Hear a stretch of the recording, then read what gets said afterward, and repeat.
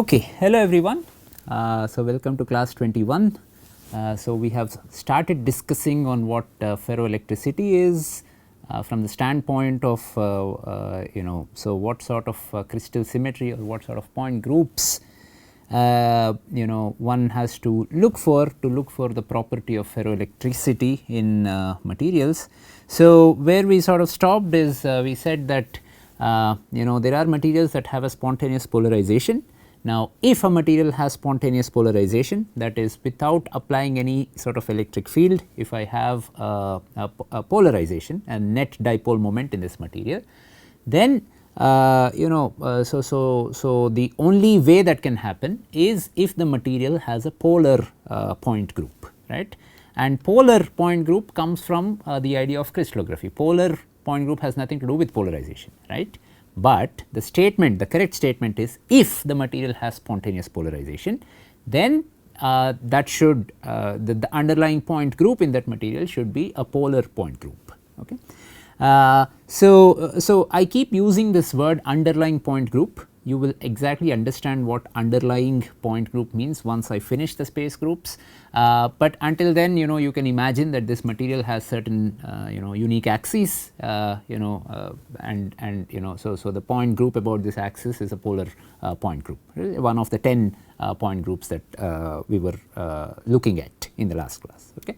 So then I gave examples of materials that just have spontaneous polarization. These are all pyroelectric materials. If I look at the pyroelectric coefficient pi, which is a first rank tensor, a property tensor, is actually 0 for all the non-polar point groups.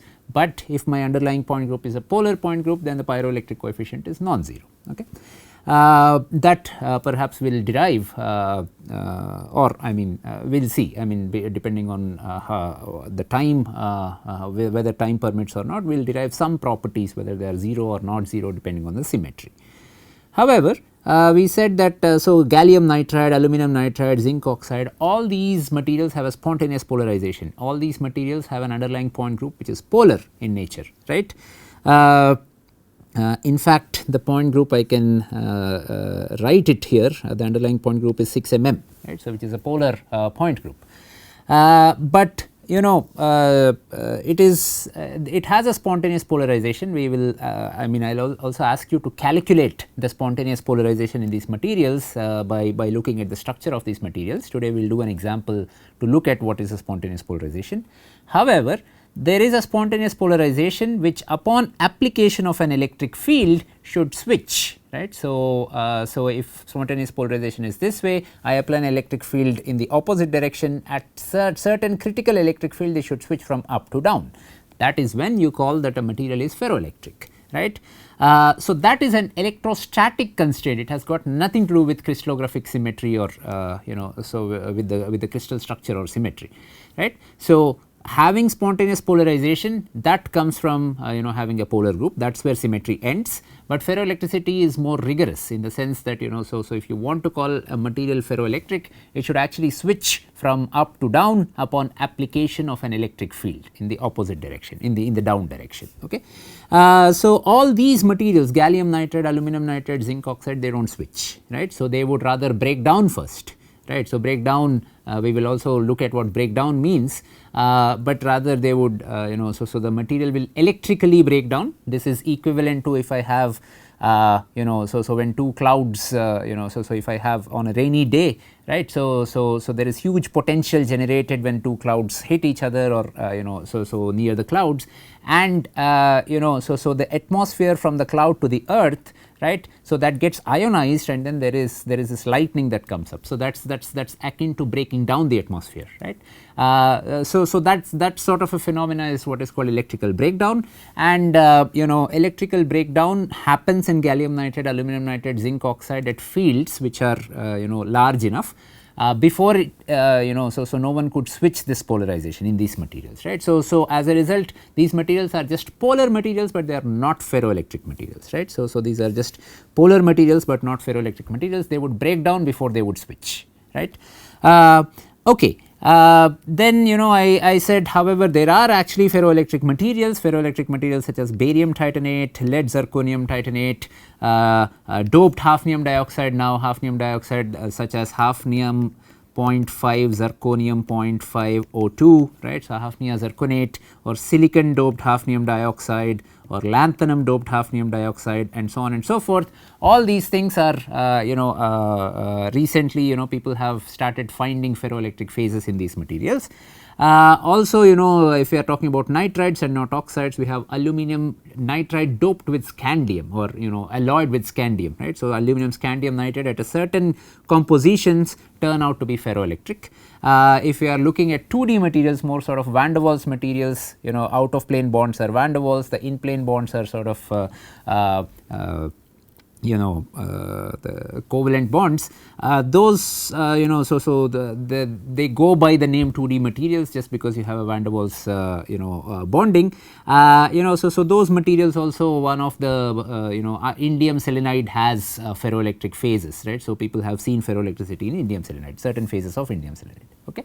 Now, let us go to so let us take the prototypical example of barium titanate and try to understand what is this ferroelectricity. I mean, so first of all, where is the spontaneous polarization coming from in this material, and how easy is it to switch the spontaneous polarization. Okay. So, in barium titanate takes the typical structure of a series of materials, and all these materials that have a similar structure or similar arrangement of atoms are called perovskite materials, or the structure itself is called a perovskite structure. And perovskite is actually a mineral which is calcium titanate, I think, right. So the structure of calcium titanate, to AbO3 sort of compounds, right, where if I look at the unit cell of this, the A atoms are occupying the corners of the unit cell. I am just going to draw a cube for the time being, right. It does not need to be cubic, all these perovskite materials, but if I have a unit cell, the A atoms are occupying the corners of the unit cell.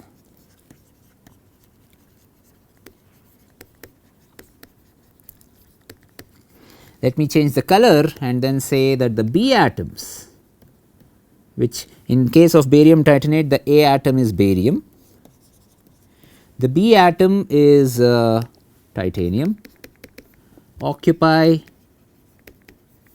the body center like position. I mean, it can be distorted a bit from the body center, but so if it is perfectly cubic, then this is body centered position, right. So, I am going to put a titanium atom here at the body center, right. And I have 3 oxygens are in green. Oxygen atoms occupy the phase centers. Okay. They can be distorted a bit, it does not need to be exactly 0.5, 0.50, right. Phase centered position is 0.5, 0.50 with respect to the unit cell, or 0, 0.5, 0.5 and so on and so forth, right. It does not exactly need to be these positions, right. So, I can have a position which is 0.5, 0.490, right. So, the oxygen atom can be slightly distorted from the phase center, but still so the group of materials that have an oxygen atom near the phase center, let's put it that way, right. So, it is not exactly the phase centered position, but somewhere close to the phase center, right. It can be a bit distorted, that is okay. Okay. And so the titanium atom, which is close to the body center, it can be a bit distorted this way or that way, that is fine, right. So it's not a precise definition, it's a vague definition. So, all these sort of materials that have such a structure, right. So I am going to draw oxygen atoms now near the phase centers. There are 6 phase centers, right. So this sort of a structure, right, is called the perovskite structure.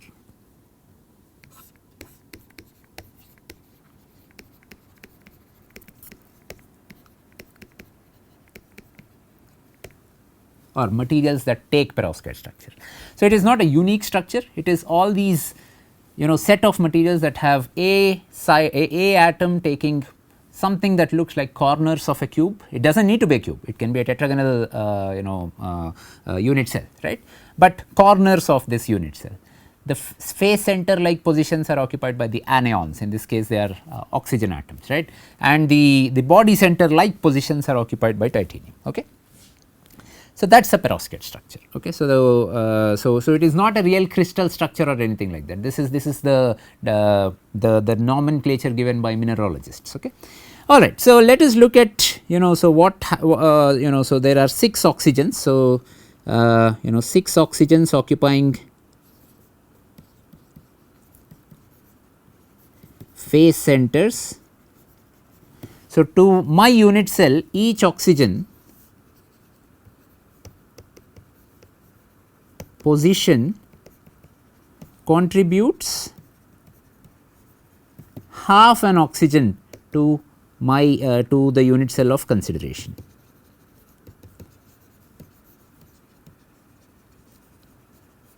Right. So, this oxygen is shared between this unit cell, it is a phase center, and the next unit cell which will be here, right, with the same phase, right. So, it is shared between 2 unit cells. So, I give half to this unit cell and half to that unit cell. Okay. So, I have 3 oxygens as a result in one unit cell.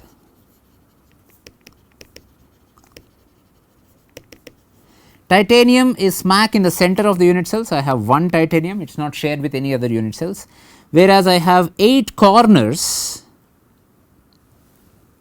of barium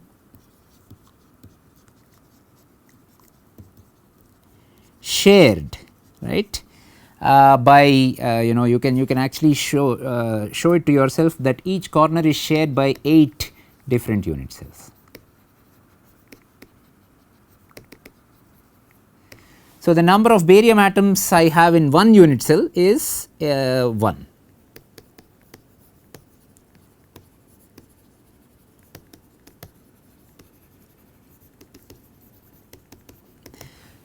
Okay. So, I have to be a bit more careful here because I am doing structure. So, I am just going to call this not really a unit cell, but in a let me just call it a cell, in one cell, right. So, and a cell is this, right. So, it is not, it does not need to be a unit cell, right. So, if you repeat it, you do not need to get the structure completely, right, especially if this is not cubic, if this has a less symmetry than cube, the perovskite structure, I pull it, push it, I pull it, strain it or do something and then make it less symmetric than cube, then it is not necessary that the unit, the cell that I showed here, it is not necessary that it is a unit cell, right. So, I am going to remove the word unit from everywhere and I am just going to say that these are cells. Okay. So, in one cell, right. So, in one cell of consideration, one considered cell, I have 1 barium, I have 1 titanium, I have 3 oxygens, right. So, that it is a charge neutral cell, right. So, I have barium, titanium and oxygen, and so barium has a nominal charge of titanium of 2 plus, titanium, this is an ionic material, right. So, I mean there is also some covalency of course, but so you can assume that this is an ionic material, which means the bonds are ionic in nature. This is like NaCl, where sodium gives 1 charge to chlorine, chlorine is in its octet configuration, sodium is also in its octet configuration, both of them are happy. So, this charge transfer happens locally between 1 sodium and 1 chlorine. Similarly, here also you can imagine that barium is typically in 2 plus oxidation state, titanium is in 4 plus oxidation state, and oxygen takes electrons from both barium and titanium. Oxygen has a 2 minus charge state. Okay. Now, so if I just look at the oxygens, right. So, I have 4 I have 6 phase centers, 2 of them are here, 4 of them are here in plane and 1 of them is here, right. Okay. So,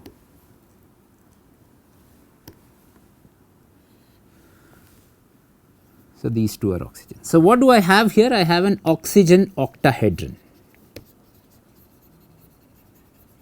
in one of the cells of consideration, what I have is this oxygen taking 6 different corners. So, what I have is actually an oxygen octahedron, right.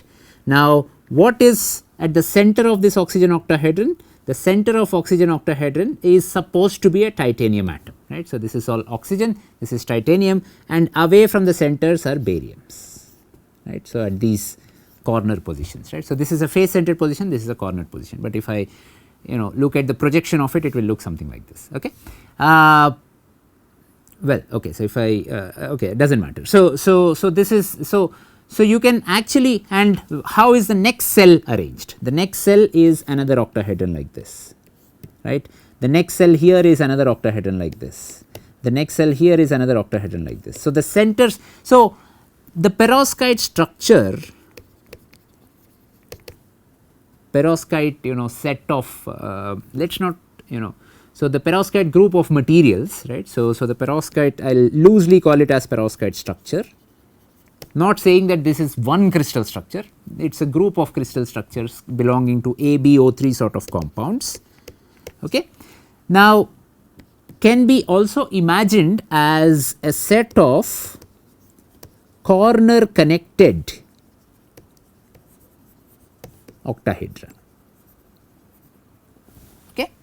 So, oxygen octahedron.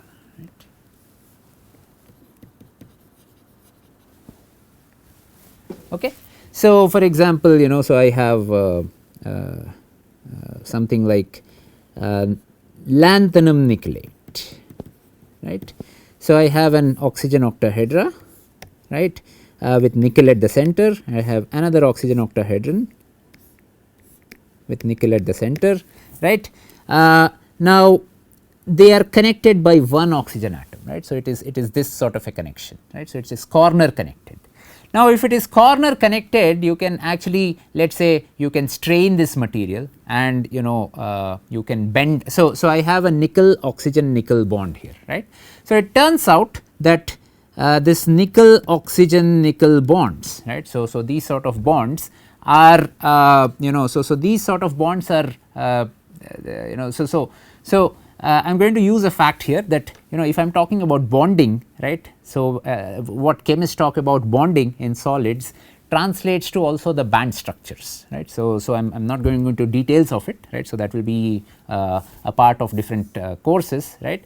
But chemists talk about so how you can start forming solids. I bring 2 hydrogen atoms together, I can so I look at the wave function of the molecular orbital that is created, then I bring in many more hydrogen atoms together, then I linearly combine all these atomic orbitals and make a molecular orbital, and this molecular orbital is nothing but so the energy of these molecular orbitals are nothing but your band structure of your material, right. So, bonding, right, is sort of similar to so the thinking of materials in terms of their bonding yields you to think about materials in terms of their band structures. Okay. So, these are sort of, they become equivalent when you start actually putting these things together and solving the Schrodinger's equation and what are called linear combination of atomic orbital models and things like that. Okay. So, but so here I am just going to use a fact that this bond here, right. So, the nickel oxygen nickel bond is very important to so the valence band of lot of these perovskites depend upon so the electrons in the valence band can be thought of as the electrons which are actually forming these bonds, right. So, the nickel oxygen nickel bonds, these are the electrons that have energies corresponding to the valence band of these materials, right. So, now valence band of so my lanthanum nickelate, for example, right. So, I am just saying things in a very hand wavy fashion, right. So there is a lot of beautiful physics that goes into these materials, but right now so it is a very hand wavy fashion. So, now what I can do is it turns out that if the bond angle is greater than, if this bond angle is greater than about 165 degrees or something like that, right, then I have this lanthanum nucleate becomes a metal. Okay. If this bond angle is large is less than 165 degrees, then this, okay, so let me not write lanthanum because no one saw some A site ANiO3. Okay, so I will just generalize this. So this ANiO3 can be an insulator, right. So if I am talking about then materials engineering, right. So let us say by itself, right, if I form this material in bulk, the NiO-Ni bonds are at an angle of some 175 degrees, right. So to start with, right, but I can actually compressively strain this, I can apply some sort of a compressive strain, right, I can compress this and then make NiO-Ni bond less than 165 degrees, right, and the band structure will rearrange itself, reconfigure itself such that ANiO3 becomes an insulator. Okay. Now all this is possible, I mean, so if I am applying some sort of a compressive strain, I am going to increase this angle or reduce this angle, I am going to push nickels both close to each other, so the oxygen moves up, right. So you can do all these sort of tricks and all just to so this comes under the purview of what is called strain engineering, right. So you can do all these sort of tricks to actually change the electronic properties of my perovskite materials, and perovskite materials are wonderful materials, and that is because they are just corner connected. Each of these octahedra, which is responsible for the bonds that it makes with the B side, the BO bonds are what are responsible for all the electronic properties. You can easily change, you can stretch those bonds, you can compress those bonds, you can tilt, bend those bonds, etc. by applying techniques of strain engineering, right. So you can easily do that, and because it is corner connected, it becomes much easier, right. If it is not corner connected, if I am connected by so if one octahedra is connected to another octahedra by a face, let us say, then independently tilting them or independently manipulating them becomes very hard, right, if it is face connected, edge connected or face connected. But if it is corner connected, it is one point, right. So I can actually do this, I can do that, I can actually stretch the bond as much as it stretches, I can compress the bonds, right. So I can do a lot of different manipulations, and by doing this bond manipulations, what I am doing is I am changing the band structure, right. So that is the beauty of perovskites essentially. Essentially you can generate, you can engineer different properties of your liking if you exactly know how to change the bonds, right. So and right now it is possible, so using very nice growth techniques to actually make materials of bond angles that you want, right, and so on and so forth, right. So you can so there is a lot of research that is happening in this field. Okay, that is a bit of a detour. Let us come back to our barium titanate. So perovskite materials are in general very good materials, right. So one of the properties that these perovskite materials have, not all, a group of these perovskite materials such as barium titanate is also ferroelectricity, right. Now why is it ferroelectric? So if I go back to my oxygen octahedron,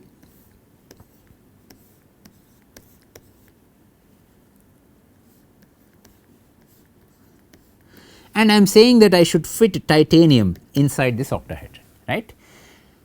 Turns out, right, so if oxygen octahedron is all very symmetric, so very nice octahedron with so all sides being equal, everything is equal, right. So this is a very nice symmetric octahedron,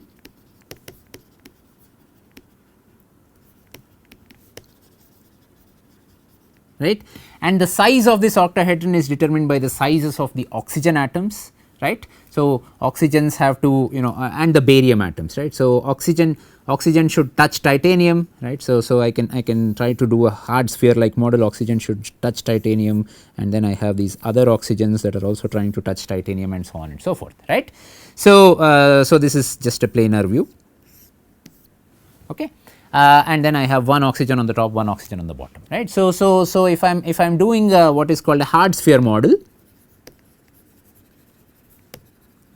my bonding is represented that so titanium should touch the oxygen, right. So, or in other words titanium should touch O2 minus, O2 minus has a different size, titanium 2 plus has a different size and so on and so forth, right. So, this so in a hard sphere model, right, so very simple way of understanding structure, crystal structures. So you want this titanium to exactly fit inside this octahedral void, right.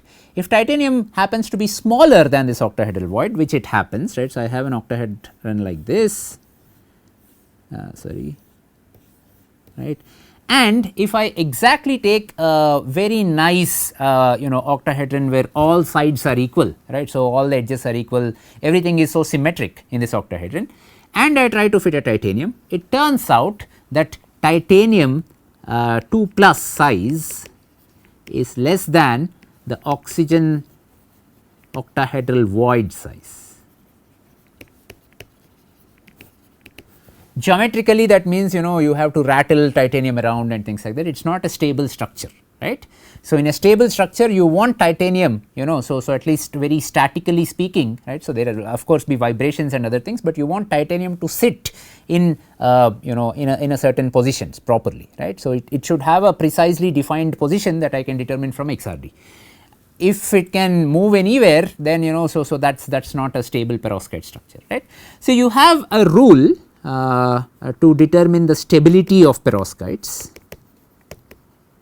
whether that perovskite will exist or what structure does it exist, right. So, that is called what is called a Goldschmidt tolerance factor.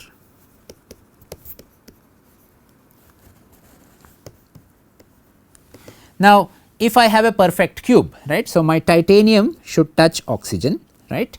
So, the B plus so the radius of B atom plus the radius, this is RO, this is RB, plus the radius of oxygen atom, right.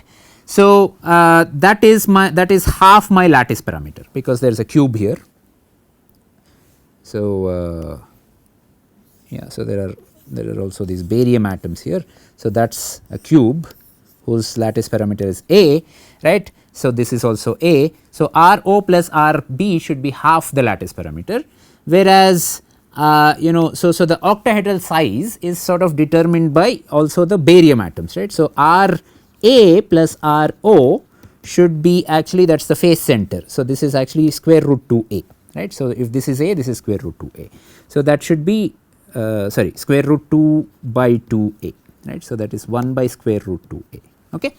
So, then I have a relation so for a cubic perovskite, for an ideal cubic perovskite,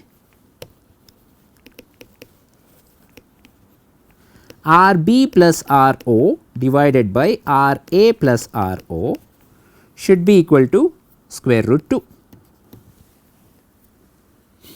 half divided by 1 by, sorry, it is 1 by square root 2, right. So, square root 2 times this by this should be equal to 1 in a cubic perovskite, right.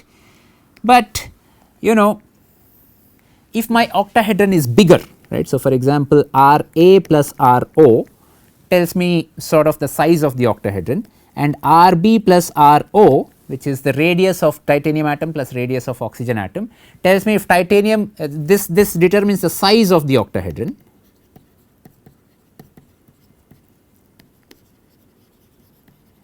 And this tells me whether I have a bonding between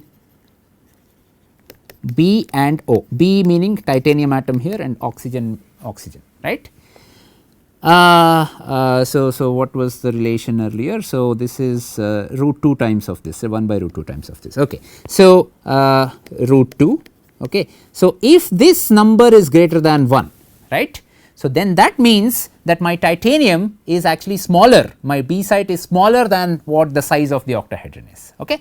So, so then B site is smaller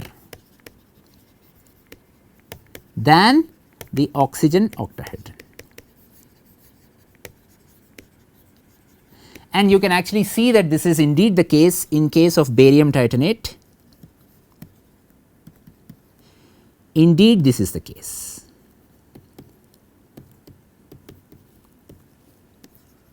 Okay. So, now if this is the case, right, I have an octahedron where so I have oxygen here, I have oxygen here, I have oxygen here, I have oxygen here, but I am unable to fit my titanium here, right. So, my titanium is actually quite small, right. So, this is titanium. Okay. So, then what do I do? The way this can be accommodated, I should still be able to fit some titanium. There is some tolerance to this material. So, the tolerance comes by actually extending this octahedron this way, right. So, I am actually pulling this octahedron this way along the c axis, right. So, I am pulling it this way, right. Then the octahedron so sort of becomes narrower in this direction, but it extends in that direction. Okay. So, that is one thing that I am doing. Okay. And also the titanium, right. So, I am slightly moving it up, right. So, that this can actually fit here, right. So, it is not fitting at the center. So, I push it a bit up, I distort it. So, I am doing two things, I am distorting titanium by moving it along c axis. So, titanium is no longer at the center of the octahedron, titanium has moved, right, and the oxygen octahedron also so was pulled up, right. So, you apply a tensile stress on the oxygen octahedron also so there is some tensile stress or strain on oxygen octahedron, right. So, oxygen octahedron becomes like this, sorry, let me excuse my drawings.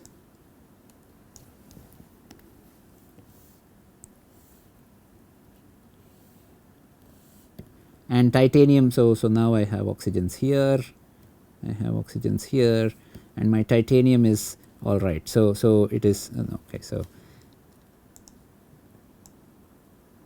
let me just assume that I will not draw oxygens, right. So, I am just going to fit the titanium in this octahedron, right. So, I am going to move titanium here, right. So that it is stuck, right. So, it is not rattling around. Okay. So, this is oxygen, this is oxygen, this is oxygen, this is oxygen, and here I have titanium, right. So, the titanium just goes and fits. Okay. So, in that so I have to move it a bit up. Okay. So, I distort the octahedron, I make it smaller in this dimension and I make it longer in this dimension, right. So, I pull it up, I pull the structure like this up by applying a uniaxial tensile strain. And so I mean I am not doing it, the structure itself is doing it, right, and the titanium is also bit moved up, right, along the c axis. Okay. Okay, so now this is funny because now I have earlier when I started with ideal perovskite structure,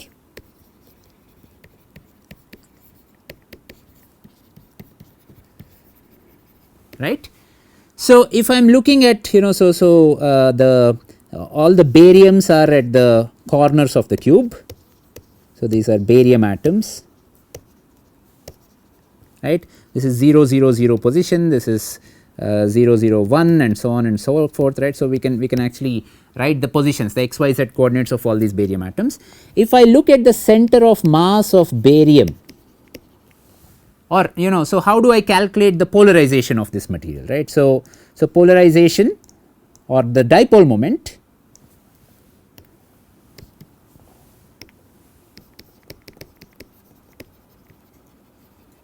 is just calculated as sigma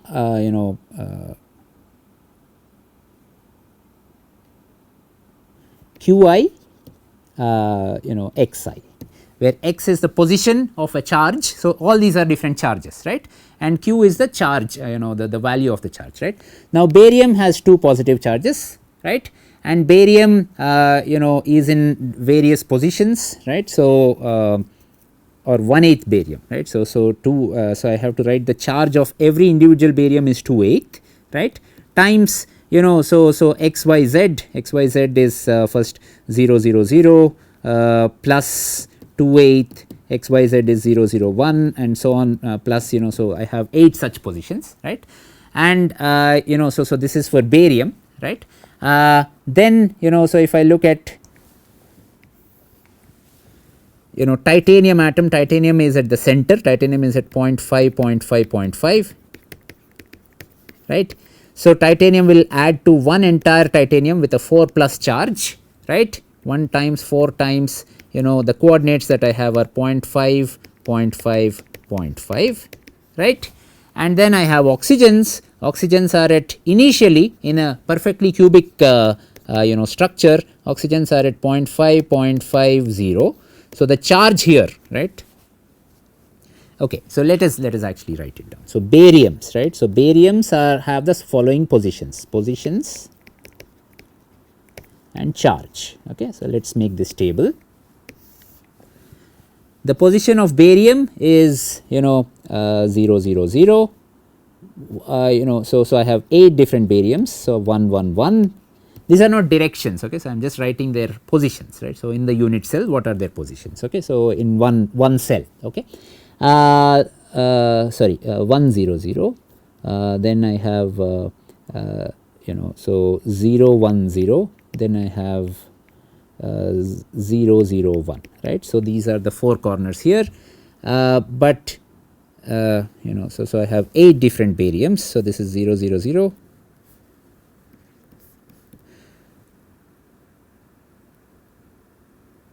So, I have written these 4, right.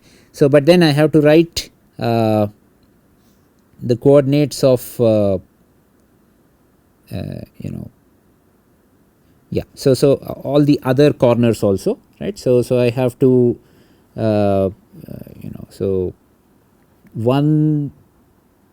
So, this is 1, 1, 1 also has a barium. So, these are the other coordinates, right. So, 1, 1, 0, right, 0, 1, 1 and 1, 0, 1, right. So, these are the different positions, x, y, z positions. So, I mean, so if I am just writing square brackets, so it looks like these are some directions, but no, these are just the positions of barium atoms, right. So, with respect to a unit cell, the origin is 0, 0, 0. So, okay, titanium position is actually 0.5, 0.5, 0.5.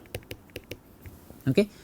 Now, each of the bariums have a charge which is 2 by 8. Okay. Each of the titanium has a charge which is 4 plus, and oxygen positions are all the face centered positions. And how many face centers do I have? I have 6 such face centers. So, it is 0.5, 0.5, 0, 0, 0.5, 0.5, 0, 0.5, 0, 0, 0.5. Then the other faces, right. So, it should be so 0.5, 0.5, 1, 1.5, 0.5, right, and 0.5, 1.5, right. So, these are the various positions of oxygen, and so if I look at the charge on oxygen, it is about it is 2 minus 2, okay, minus 2 by 6. Each of the oxygen has a charge of minus 2 by 6 or minus 1/3. Now, I do the calculation. Polarization is, or dipole moment from unit cell, from a cell, is just how much is it, sigma qi xi or ri, right, and that you can prove to yourself by looking at it's all symmetric structure. So, this should be equal to 0, okay. So, because everything is so symmetric in nature, okay. So, the dipole moment of a perfectly cubic structure, right. So, where titanium is actually sitting at the center of the octahedron, right, and the octahedron is a very nicely perfectly ordered octahedron, etc., is actually 0, okay. So, in the next class we will actually start calculating the dipole moment that comes once so I said that, but this is not a possible configuration for barium titanate at room temperature, right. So, at room temperature the octahedra is big enough that the titanium cannot actually fit in the center of the octahedron. So, titanium should move. Once titanium moves, this is let us call this is barium titanate in a cubic structure. Barium titanate can take a cubic structure at high temperatures, at temperatures greater than 120 degrees Celsius, it can have cubic structure, right. So, the net polarization is 0, right. So, there is no spontaneous polarization.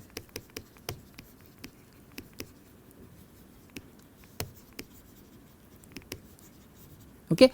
You can also, I will show you, you know, so the symmetry, the point group symmetry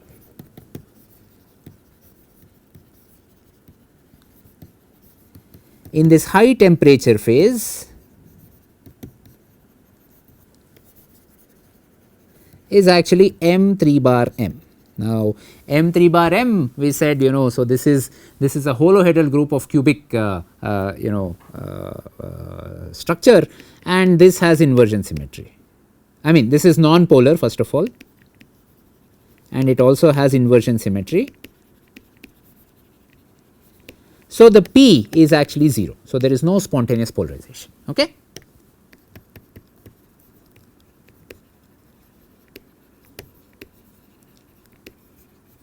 However, at room temperature, in barium titanate we have this problem at room temperature, right. So, this is not true at high temperatures, that the octahedra is not a symmetric octahedra, a good, you know, well placed octahedron is not good enough to fit the titanium. Titanium will keep rattling. As a result, the octahedron is distorted, titanium moves up. When titanium moves up, what I am doing is I am actually moving the center of the positive charge.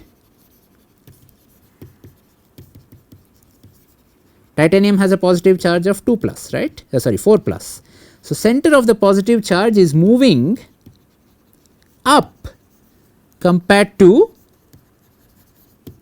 the center of the negative charge.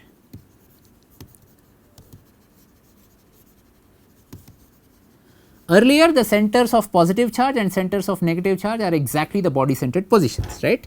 In paraelectric phase or in the high temperature phase, which is called paraelectric phase, center of the positive charge of positive charges and center of negative charges are the same.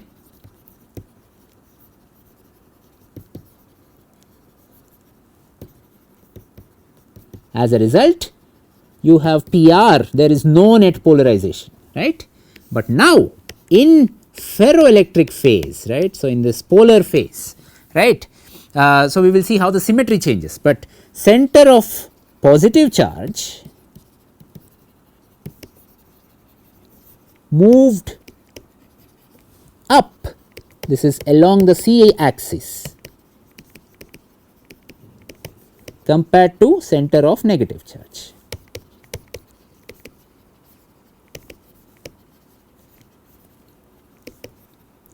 As a result, what you get is, you know, if this is the center of positive charge and this is the center of negative charge, I have what is called a dipole moment, right. So, dipole moment goes from positive to negative to positive, right. So, I have a net, I have created a dipole moment.